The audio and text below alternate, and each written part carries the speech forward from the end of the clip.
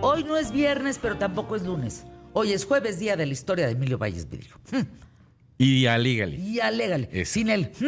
¿Cómo estás, mi querido Emilio? Qué gusto saludarte nuevamente aquí en los micrófonos. Igualmente, mi querida Fer, ¿cómo están? Ay, Los saludo con queridos mucho- todos. Tú querida, yo querido, tú así, a todos. Querida. Querida. Hoy es una de las El querido canciones más público. grandes de Juan Gabriel, querida, que rompió todos los récords. Querida. Sí, ¿verdad? Sí, no, fue un boom, pero bueno, un Creo día que es de las hablaremos de eso. canciones. Hay que hablar de las canciones más escuchadas con Santiago, Sí, estaría bueno. ¿no? una De las lista. que más así tú las traes. Que la de rompieron. millones, que la rompieron. Pero hoy no vamos a hablar de canciones. Vamos a hablar de una leyenda del cine mexicano. Así es. A ver, cuéntanos en tu historia. Mira, dentro del cine mexicano hay muchas leyendas como Pedro Infante, como Jorge Negrete, como muchas cosas. Y por supuesto se ha hablado mucho de ellos, pero del que poco se habla es de una de las grandes leyendas del México prerevolucionario, que era el cácaro. A lo mejor mucha gente que nos está escuchando no sabe qué es el cácaro, a lo mejor otras sí saben quién es el A cácaro. ver, cuéntanos. Pero bueno, ubíquense y cierren los ojos así, y ubíquense en la Perla Tapatía, en Guadalajara, a principios del siglo XX. Estamos hablando de 1900, en donde en los cines, o el cine, estamos ubicados en el Salón Azul, en las butacas de madera que crujen, en el murmullo que de pronto se acalla, se apagan todas las luces de esta sala y entonces se enciende una luz, una lámpara del arco en donde precisamente se va a proyectar las imágenes de una película del cine.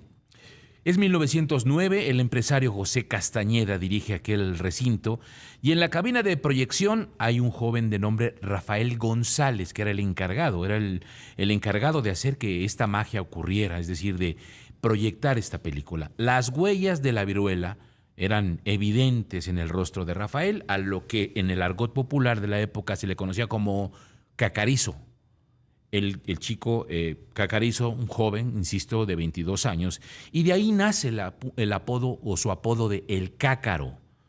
Insisto, estamos principios de 1909, en el Salón Azul, y en ese México semiconvulsionado, como te digo, un México precario, un México prerevolucionario, en donde las películas mudas pues eran la gran atracción de la ciudad.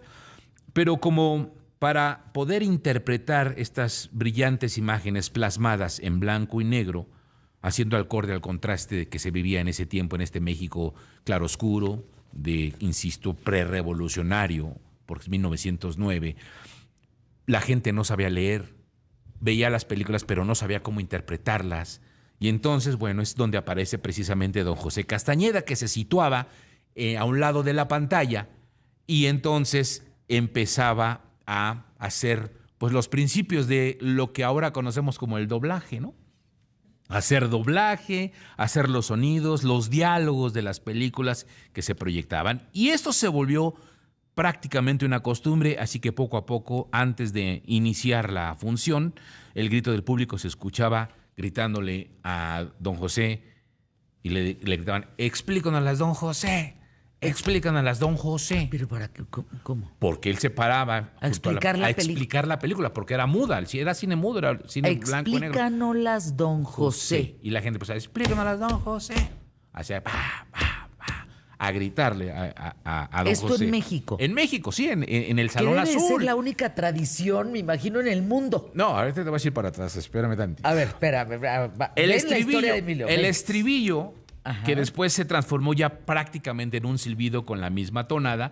Y así que mientras se pasaba la película, don José hacía su chamba poniéndose al frente de la pantalla para explicar la película.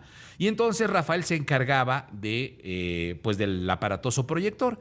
El punto es que se manipulaba con una manivela a la que justo el proyeccionista tenía que irle dando la vuelta con cierto ritmo. Con elegancia, para que el movimiento de la imagen no fuera ni muy rápida ni muy despacio, tenía que tener su tiempo. Entonces era como bailar un vals, con el ritmo y con el tiempo precisos. Y por ello Rafael fue presa en algunas ocasiones del nerviosismo, en las primeras ocasiones, cuando tenía que hacer este trabajo. Y en unas ocasiones también sucedía que pues se descarretaba la cinta, el frágil rollo de celuloide, y se podía romper, se salía de cuadro, se atascaba, y era en ese momento en el que, por algún tipo de anomalía que se sufría, cuando precisamente don José le gritaba: «Cácaro, no te duermas». Entonces, con el tiempo, ante cualquier falla ya en la proyección, la concurrencia al Salón Azul gritaba: «Cácaro», ¿no? Entonces ya era como el saludo y el grito para saludar a Rafael, el cácaro. Por cacarizo. Por cacarizo. Porque tenía Sí saben que es cacarizo, que tienes hoyitos en la cara. Ajá. O sea, por la virola. Exacto. Exacto, que era eso. Bueno, incluso cuando eso pasaba, ya la impaciente audiencia comenzaba a chiflarle y a taconear o zapatear en el piso gritándole: «¡Cácaro! ¡Cácaro!». Entonces ya Rafael hacía su chamba, ¿no? El llamado... Rafael González, para que no se nos olvide. El llamado atravesaba la sala de lado a lado, de arriba abajo, de frente hacia atrás y viceversa, hasta llegar a la cabina, donde Rafael entendía entonces que debía parar, empalmar, enfocar o volver a poner la cinta en marcha. Más de las ocasiones ya, la gente iba más allá de ver la película con el ánimo de realmente divertirse y empezarle a gritar a don José: «Explíquenoslas, don José», y que el cácaro también hiciera su chamba y que le gritaran: «¡Órale, cácaro!», ¿no? Entonces se volvió como todo un ritual. Con el paso de los años, el grito del cácaro transitó no solo de abajo hacia arriba, sino saltó a otras salas, otros poblados, más allá de Guadalajara y hasta otros estados.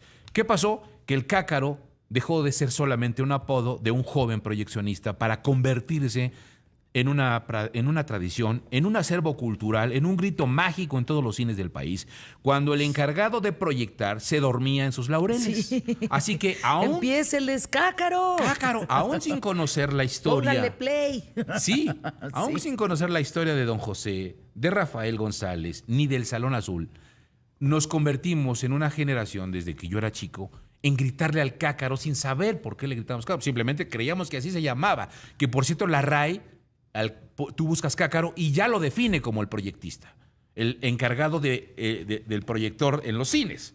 Bueno, la palabra también se cargó de una gran nostalgia porque nos remite a un tiempo en el que ir al cine, Fer, tú te acordarás, era todo un rito familiar y comunitario. Sí, claro. Con funciones continuas, películas dobles, un proyeccionista en la penumbra, a veces invisible pero indispensable. Pero hoy, la era de la proyección digital, el streaming, los cácaros han desaparecido, también la permanencia voluntaria, el boletero en algunos complejos, el dulcero con la charola recorriendo la sala entre butacas, y que con él se fueron los muéganos, las obleas, las pepitas, la copa Holanda, los gaznates y hasta los cigarros. ¿Sí? Porque en los cines... Es que a lo que olían los cines. Sí, sí, porque ahora en los cines inexistentes como el Alameda, el Metropolitan, el Variedades, el Colón, el Ópera, el Cosmos, el Fernando Soler, el Palacio Chino, el Mitre, el Reforma, con estas inmensas salas hasta de 2 pisos, con cientos de butacas, se podía fumar, sobre todo en el intermedio, que la película te la cortaban a la mitad para que fueras un intermedio. Yo la última vez que vi una película con intermedio y permanencia voluntaria fue en Ixtapas y Guatanejo. ¿Hace cuántos años? Estoy hablando 2004, 2005. Fíjate. En una vacación fíjate que llegó la película de no sé qué de Disney, llevamos a los niños al cine, que estamos de vacaciones en Ixtapa, y nos tocó la prendida de luz del intermedio. Ahí salimos por los gaznates, todo lo que fuera posible. Los niños brincaron, gritaron, qué padre, qué bueno. Nos regresamos a las butacas, las palomitas.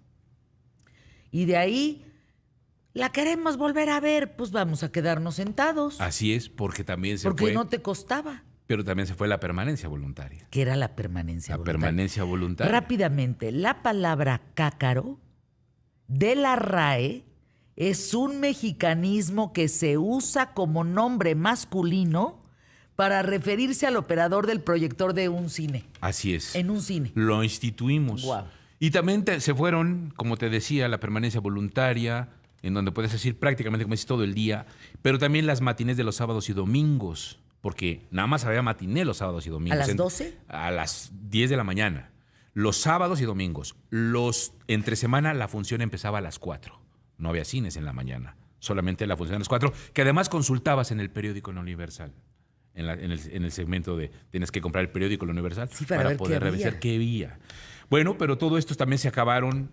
Los vendedores de los discos LP de los temas de las películas, las figuras y los juguetes de plástico, el globero y los algodoneros afuera de los cines. Se acabaron todas estas cosas que hoy ya no los vemos en Los complejos. palos y los paraguas también, y el ladrillo, porque yo me acuerdo en Valle de Bravo que se nos ocurría ir al pueblo, en Avándaro, ¿no? Se nos ocurría ir al pueblo de Valle de Bravo al cine, pues era de ladrillo para sentarte, de palo para la rata y de paraguas para el escupitajo. Así es. Sí, no es broma, no es broma, así era. Sí, porque eran de 2 pisos. Recuerden, les estoy diciendo, eran de 2 pisos. El Cines Cosmos tenía... Como el Estadio Azteca, pues. Exacto, tenía muchos pisos. Tenía 2 pisos. Pero bueno, de toda esta nostalgia, de todas estas cosas, viene a mi memoria algo más que estos datos, Fer, porque descubro que después, y se los digo en serio, no lo sabía, después de 50 años, me entero de algo, de un chiste local. Cuando yo era muy niño, en la familia, cuando alguien se equivocaba o algo así, estábamos platicando con todos los Vidrio, que la familia Vidrio, y alguien se equivocaba, le empezaban a gritar, y mi mamá, mis hermanos, gritaban, explícanos, don José, explícanos, don José. Entonces era como burlarse un poquito de jugar ese tono, que yo siempre creí que fue un chiste local. O sea, entre nosotros. ¿Por qué? Por 2 cosas. Porque el papá de mi mamá se llamaba José. Porque el papá de mi tía Carmela, esposo de mi tío Julio, se llamaba José. Y yo siendo niño oía que decían, explícanos don José, y yo entendía que eran ellos. O sea, que le decían a José por algo local. Pues no. Contaban eso y jugaban en eso. Porque en aquel salón azul, un niño de 9 años presenciaba esas películas. Mi abuelo José Vidrio. ¿Qué? Y él le contaba las anécdotas a mi mamá y a mis hermanos y a todos los primos, que cuando él era niño, sí, claro, él era el que gritaba junto con don José. una gran audiencia, él le explícanos don José. ¿Tu abuelo? Mi abuelo José. Ay, no, se me pararon los pelos de punta. Que llegaba a los 9 años a ver películas al Salón Azul. Hasta hoy lo descubro, a través de esta historia. Yo no sabía eso. No. Ahora sí me dieron hasta ganas de llorar. Uf.